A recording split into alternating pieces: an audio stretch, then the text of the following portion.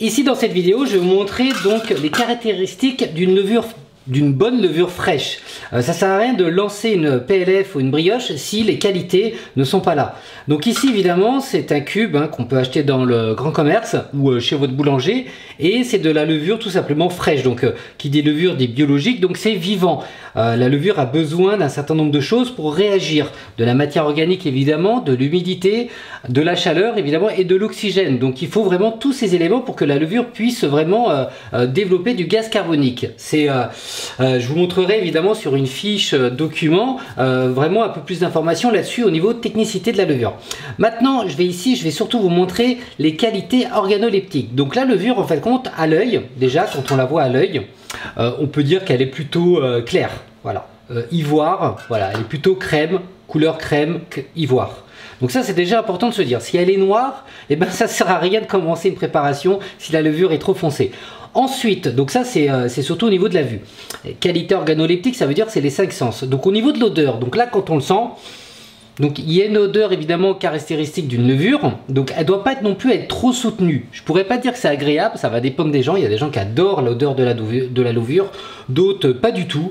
Mais en tout cas il y a une odeur peu soutenue et une odeur qui est caractéristique évidemment de la levure. Si vous avez déjà senti de la levure, eh ben vous savez de quoi je parle. Si elle sent très fort, il vaut mieux se méfier et ne pas l'utiliser. Si elle sent pas du tout, si elle sent plus rien, bah il faut aussi se poser une question. Donc ça c'est au niveau donc de l'odorat. Maintenant au niveau du toucher. Donc quand on la touche comme ça, voilà, vous voyez, bah en fait il n'y a même pas besoin de dire quoi que ce soit, ça à l'œil. Elle est assez friable, mais en même temps on sent une humidité. Donc ça c'est important aussi, ça c'est aussi une qualité de la levure, donc elle doit rester friable, vous voyez, elle est maniable.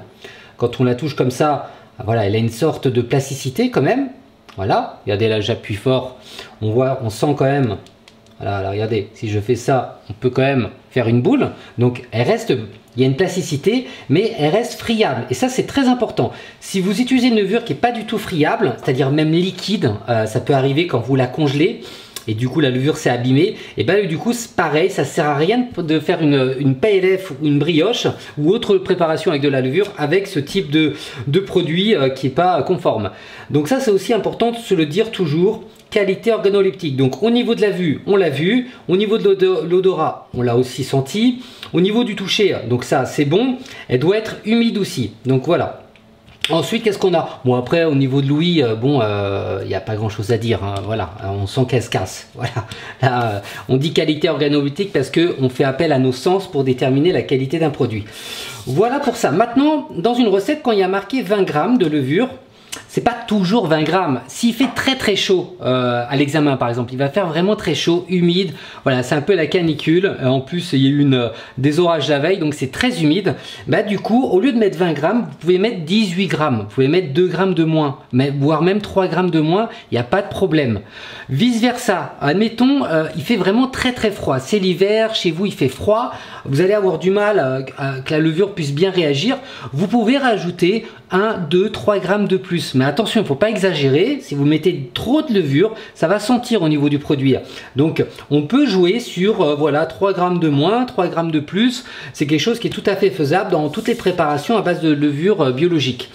Maintenant, il y a plusieurs styles de commercialisation de levure. Tout ça, vous verrez dans la fiche document de la levure. En tout cas, sachez que c'est un bon produit, c'est vivant, c'est un micro-organisme qui est utile pour nous, pour nos préparations.